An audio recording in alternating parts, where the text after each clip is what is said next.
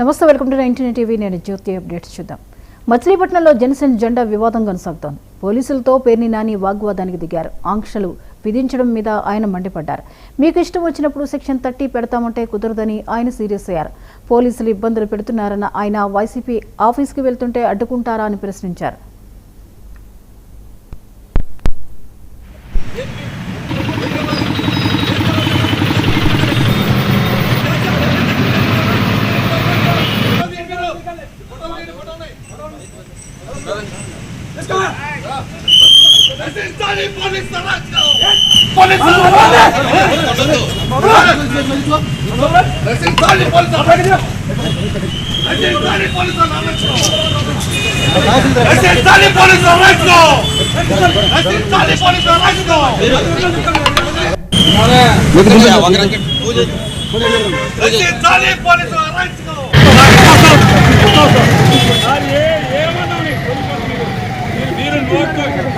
Control ఏంటి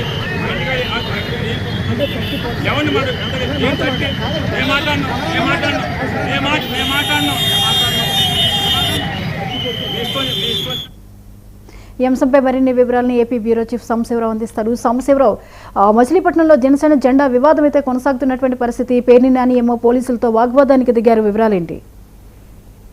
జ్యోతి, ఏదైతే ఈ రోజున జనసేన పార్టీ 13వ ఆవిర్భావ దినోత్సవాన్ని రాష్ట్ర వ్యాప్తంగా కూడా మండల మరియు గ్రామ స్థాయి, నియోజకవర్గ స్థాయి కేంద్రాల్లో జరుపుకుంటున్నటువంటి దీనికి సంబంధించి గత 3 రోజులుగా మచిలీపట్నం వేదికగా ఒక భారీ ఉధృత వాతావరణం అయితే నడుస్తుందని చెప్పాలి. ఇక్కడ మనం చూసుకున్నట్లయితే కనుక వివాదాస్పదంగా జెండా పార్టీ జెండాకు సంబంధించినటువంటి దిమ్మకు సంబంధించి వివాదం అయితే మారినటువంటి పరిస్థితి. పోలీసులు రామానాయుడుపేట పరిసర ప్రాంతాలు కూడా 30 యాక్ట్ అమల్లో పెట్టినటువంటి పరిస్థితి. ఈ క్రమంలో మనం మొత్తం పరిశీలించినట్లయితే కనుక పోలీసులు సంబంధించి 30 యాక్ట్ అమల్లో పెట్టి రామానాయుడుపేటలో ఉన్నటువంటి ఒక సెంటర్ లో జనసేన పార్టీకి చెందినటువంటి నాయకులు జెండా దిమ్మ కట్టి ఈ రోజున జెండా దిమ్మ ఆవిష్కరణ చేయాలని డిసైడ్ చేయడం జరిగింది. దానికి సంబంధించి వైసీపీ నేతలు ఎవరైతే ఉన్నారో కొంతమంది ఆ రామానాయుడుపేట సెంటర్ లో జెండా దిమ్మ కట్టడానికి వీల్లేదంటూ కూడా చూడడంతో ఇరు వర్గాల మధ్య కూడా గత 2 రోజులుగా వాగ్వివాదం జరుగుతూ ఒకరికొకరు తోపులాటలు చూసుకోవడం కూడా జరిగినటువంటి పరిస్థితి.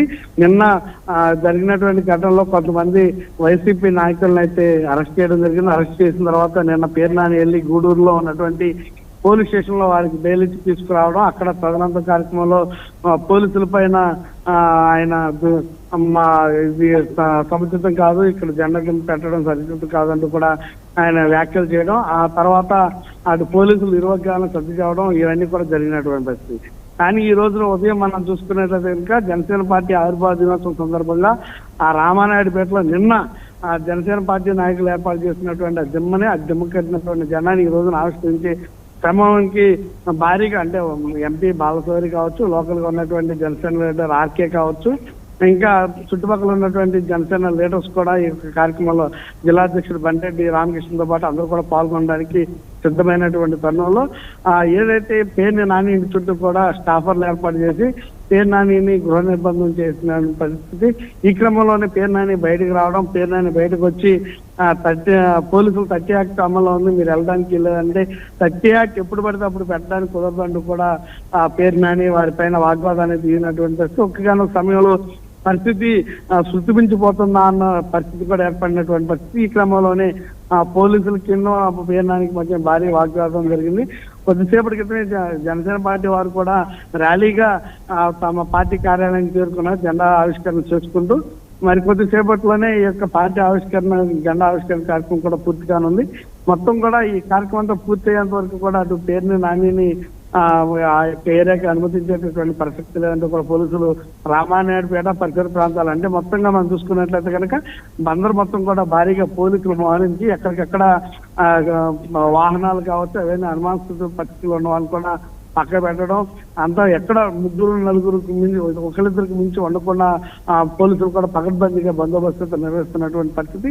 మొత్తంగా ఈ రోజు మనం చూస్తున్నట్లయితే కనుక మచిలీపట్నం కేంద్రంగా ఇరువక జనసేన వైసీపీ మధ్య అయితే భారీ గొడవలు అయితే ప్రారంభమయ్యాయని మనం చెప్పాలి. Right, thank you సంసరావు.